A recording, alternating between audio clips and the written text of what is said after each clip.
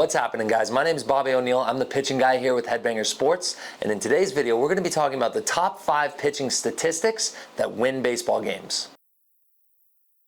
Let's get right into it. And 1, FPS. FPS stands for first pitch strike. Now this one sounds pretty obvious, but if you're able to get ahead of batters, they are being forced into contact situations, which means they're making defensive swings and putting you at a competitive advantage. FPS also gives your defense a chance to stay on the balls of their feet and not get lulled to sleep by throwing ball 1 and ball 2. And it also statistically means that you're more likely to get an out. At the collegiate level, you want to have anywhere between a 70 and 100% FPS. Anything less than 70% FPS should be considered a failure on your part, and if you continue it, you should probably consider playing another position. 2, LOM. LOM stands for leadoff man. Now this sounds simple in theory to get your leadoff guy out, but I will tell you that a lot of pitchers struggle with this one. When we allow a guy on first base with nobody out, what happens is it opens up your susceptibility to having the other team either do a sac bunt or a hit and run to move the runner over, or even just choking up and shortening up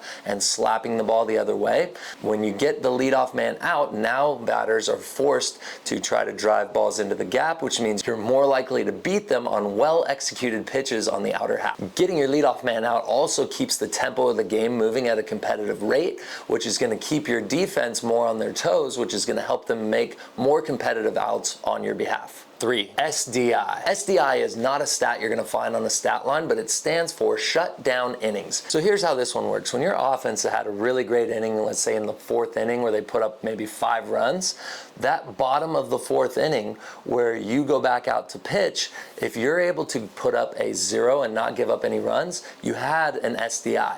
Now the reason this one is so important, why I included it so high up on the list, is that when you have an SDI, it keeps the momentum of the game in your dugout. Now all those hitters who just put up 5 runs for you the previous inning are able to get back into the dugout quickly, which keeps the momentum moving, which it makes them more likely to get a hit on your behalf and keep that train rolling. Where pitchers run into trouble after having a big offensive inning is they tend to get a little bit more complacent and relaxed, like, oh man, I have a lot of runs, I don't have to press as hard and I don't have to try as hard.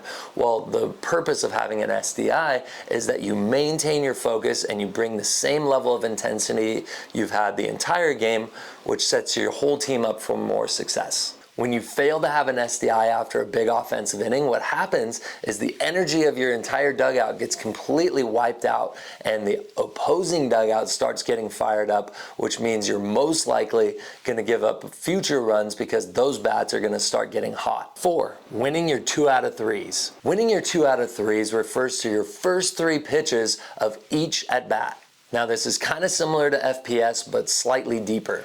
Basically, this statistic is determining whether you threw 2 out of 3 strikes in your first 3 pitches. I've heard a number of pitchers say that if they're not able to force contact or get a strikeout in the first 3 pitches, they actually lost the battle of that at bat, regardless of the outcome. It's really simple math. If you're going 3 pitches per batter, that's 9 pitches per inning, which means that over the course of a 9-inning game, you're only going to throw 81 pitches. Versus 5 pitch at bats where you're trying to strike everybody out, now you're going 15 pitches per inning, which means over the course of 9 innings, you're going to throw 135 pitches, but who really throws that many in a game anyways? So if you're trying to chase strikeouts and throw 5 pitches per at bat instead of forcing contact in the first 3 pitches, you're most likely not going to get deeper into games. You're also going to get fatigued in those later innings, which means as the team wears you down, you're going to be more likely to give up runs in those later innings and lose the ball game for your team. You're also more likely to get hurt if you throw too many pitches each inning. 5, and free 90s. Listen up, pitchers. If you're not paying attention to this statistic, you are most likely not going to play competitively in college. A free 90 refers to a pitcher's inability to force the batter to earn his way to move up 90 feet to the next base. So all the stats included in a free 90 are the walks, hit by pitches, wild pitches, and defensive errors made by a pitcher. And if you want to get really technical, you can include a pitcher's inability to have a competitive time to home plate with runners on first base. To be honest, the main reason why free 90s are so important is because hitting is so difficult. A really good hitter can get out 7 times out of 10 and still be considered one of the best guys on his team. So if we're walking a guy or hitting a guy or throwing wild pitches, we're actually not fueling that naturally given statistic that he's going to get himself out 7 times out of 10. This comes back to having a lack of confidence in yourself, having your coaching staff have a lack of confidence in you, and also your teammates not wanting to play behind you because you make the game tempo slow down. My theory with free 90s is pitchers make moments way too big, whether it's 4 pitches on a walk or a hit by pitch or sailing the ball to the backstop. Their brain is thinking too much. What we need to do to help pitchers stay focused is we need to get them to focus on 1 pitch at a time, make each moment individually unique. That way they're not making a combined 4-pitch walk. It's literally 4 poorly executed pitches that accumulated to that 1 walk statistic. When we get pitchers to focus on 1 pitch at a time, they're less likely to cluster 4 pitches in a row of failing at something. They're more likely to be able to bounce back after they have a positive response to their negative outcome, and then they're able to get right back into execution mode and get those outs and roll up those double plays. The reason why I made these stats the top 5 pitching stats is because they are the least selfish stat. When you're chasing a better ERA, when you're chasing higher velo numbers, when you're trying to chase strikeouts, you may be doing what's best for the team in terms of getting the most out of yourself. But when it comes to selfish statistics versus team statistics, ultimately the reason why we are playing this game is to win. I've seen way too many pitchers lose a ball game, but then go look at their velo chart and be like, oh yeah, I threw 93 miles an hour,